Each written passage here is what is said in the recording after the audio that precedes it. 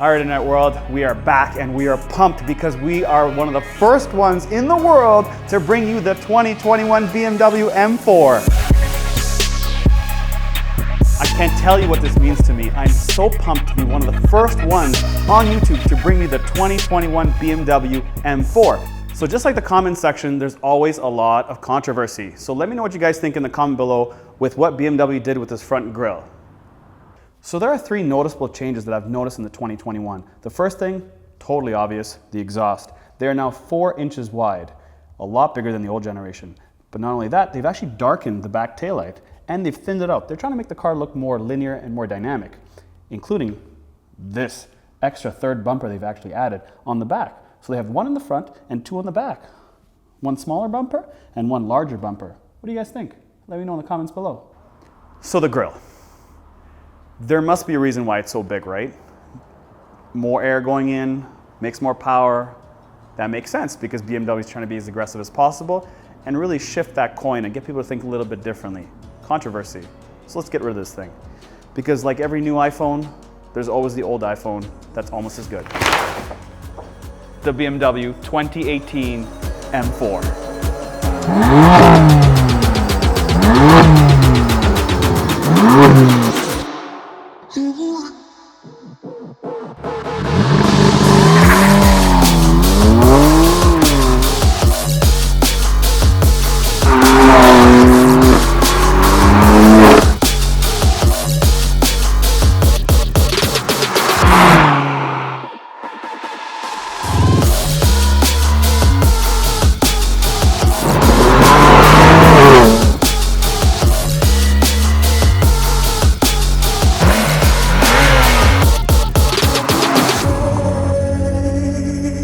So I want to give a big shout out to Damian Plisko, who has his own YouTube channel, and he is the owner of this car. Now Damian retouches photographs, so if you want to check Damian's YouTube channel out, hit it right there. Now the color of this car is called Yas Marina Blue. Now BMW gets some of its colors, or the names of some of its colors, from tracks all over the world. Now this track is located in Abu Dhabi, and if you don't know where Abu Dhabi is, it is the capital of the United Arab Emirates, and they contain a place called Dubai. So they made this model from 2015 all the way up to 2020. Now under the hood, there's a 3-liter turbocharged inline-6 that produces 425 horsepower and 409 foot-pounds of torque. Now that's only 50 horsepower less than the new generation coming in 2021. I don't know if you guys heard about it. Now this propels this 3,600-pound car from 0 to 60 in 4 seconds. Now I've seen them go as low as 3.9, but BMW claims it does it in 4.2. Now the new generation, that's 50 horsepower more, does it in 3.9 that BMW claims. That's 0.3. Now think about this. In the US, you can pick up a 2018 M4 in the 50s. When the new one's gonna be here, it's probably gonna be in the 80s somewhere, fully equipped. More like 90s, probably. So this car's got all the blacked out features. It's got the blacked out kidney grills. It's got the black trim all across the side. It's got the black exhaust tips. But not only that, it's got a ton of carbon. And that comes standard with an M4. And that includes carbon roof, carbon trunk lid, and carbon spoiler.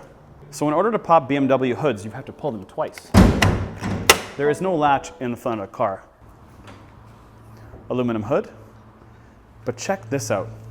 When they say carbon fiber, BMW means business. This is a lot of carbon fiber.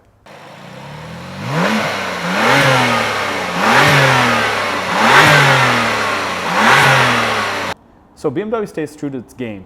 255 3519s in the front and 275 3519s in the back. I love the staggered setup. Money.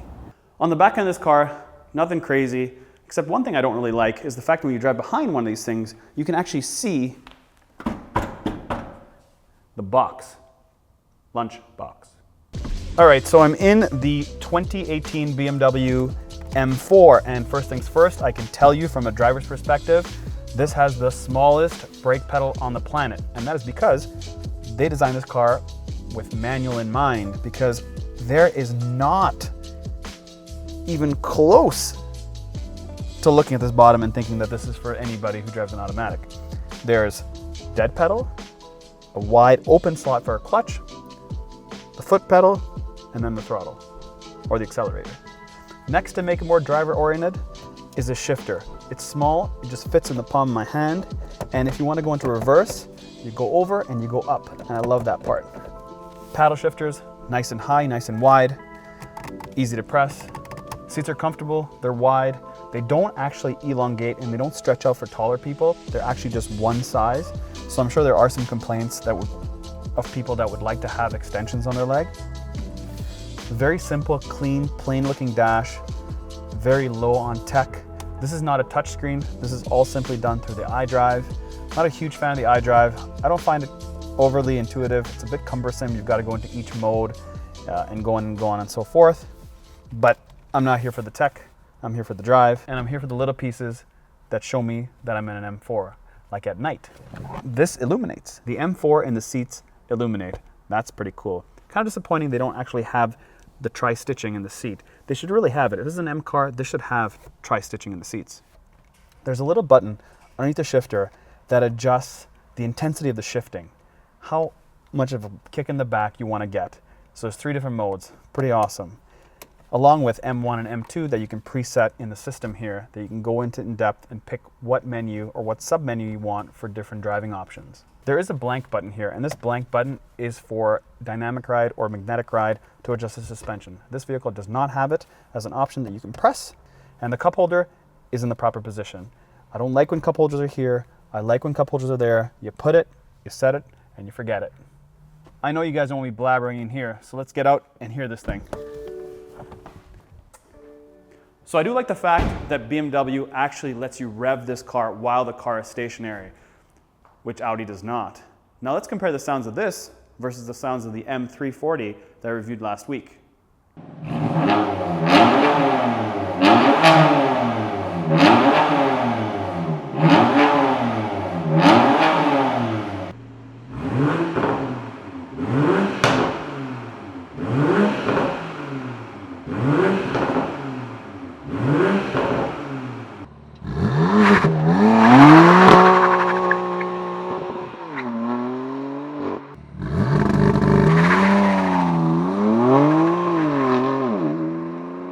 All right guys, drive time. So I am gonna take this 2018 M4 for a rip.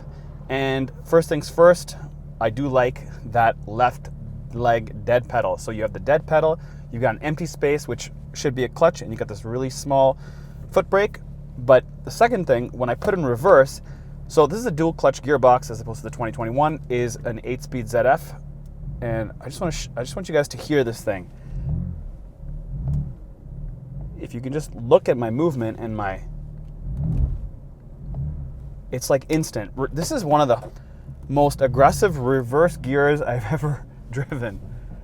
And it's so manual. Even though this is a sequential gearbox, this shifter, when I put in reverse, actually has a reverse type feel. So, I like that.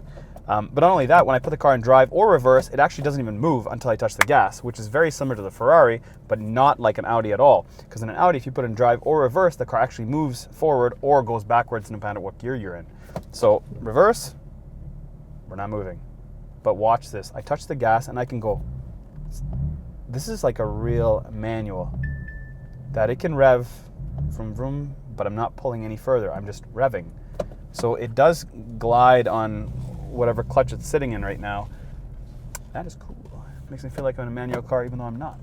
Anywho's, let's take it for a zip. So there's different modes on the steering wheel. There's M1 and M2, and when I activate M1 or M2, I get a heads-up display that gives me a full bar, which I will show you. All right, so these two M1 and M2 buttons that are on the steering wheel here can be selected in through the My Vehicle contents, and you can adjust your stability program, your engine, your steering, your transmission, heads-up display, that typical stuff. What I do like about the fact of the M2 is if you just touch it, it won't do anything. You actually got to hit it twice for it to activate. And then MDM pops up and stability program right on my dash. But even though stability program says it's off, it's not totally off. It is actually there to help you a little bit. So you can kind of whip around the corner and brake traction. But if you want to totally brake traction, you've actually got to hold the ESC button down here.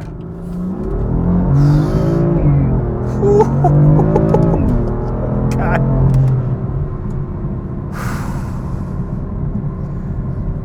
Breathe.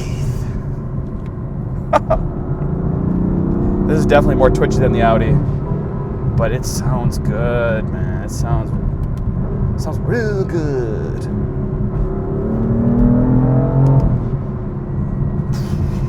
Man, it's starting to break a sweat.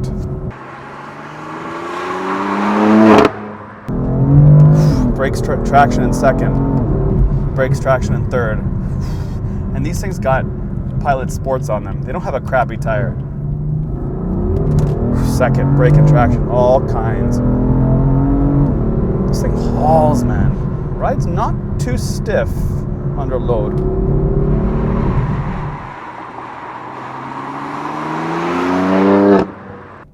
So the full traction control off is DSC inactive, and that's got no stability program whatsoever, so if you want to kill yourself, then you can. Oh man. This thing goes sideways in second, easily.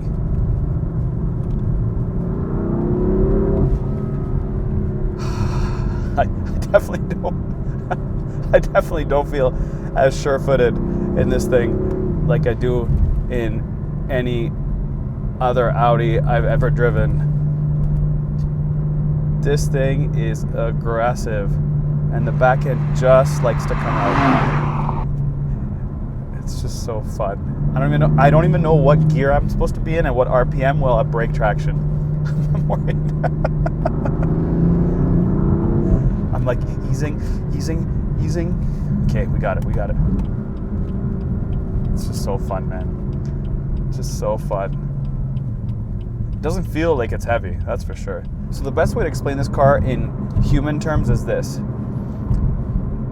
Not subdued, ultra aggressive, full of personality, always wants to fight you, but loves you a lot. So this is the exact text message that I got from Damian, who owns this car, just to kind of see his feedback on the things he does like and the things he doesn't like about the car. So this is what he says. He said, scary sometimes, loses traction in third gear, miss quattro for winter and launching the car, tires will cost an arm and a leg to replace, same with brakes, and they call that the M-tax. The steering is almost too heavy for day-to-day cruising. It's not too bad, actually. I wouldn't say that it's a workout. Rather small trunk with a 55-liter gas tank, so which means he goes to the gas station often. So if I have to complain about anything, it wouldn't be the ride. It would be these paddle shifters. I like the fact that they're stick up and they're clean, like visually they're awesome. They just stick out like that. You can adjust your hands anywhere in the steering wheel and you can still hit the paddles. But I don't like the clicking sound that you get when you hit them. It's like a chick, chick, chick, chick. It's like launching a gun. It's like chick, chick, chick, chick.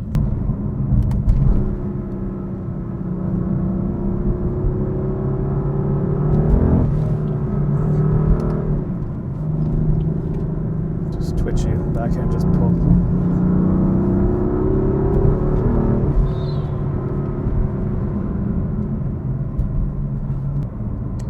Okay, so thoughts, backhand, twitchy. The drift analyzer that's going to be available in 2021 will be pretty cool to have, because then you can see how much of a skid you had, the line, how far the skid went, and the timing of your skid or your drift. That is cool. But if you don't need to know all the information, 425 horsepower and 400 and change foot-pounds of torque in this version is plenty. Thanks guys for watching the review of the 2021 and 2018 BMW M4. If you guys liked, please let us know. If you hated, as always, let us know, and thank you for subscribing.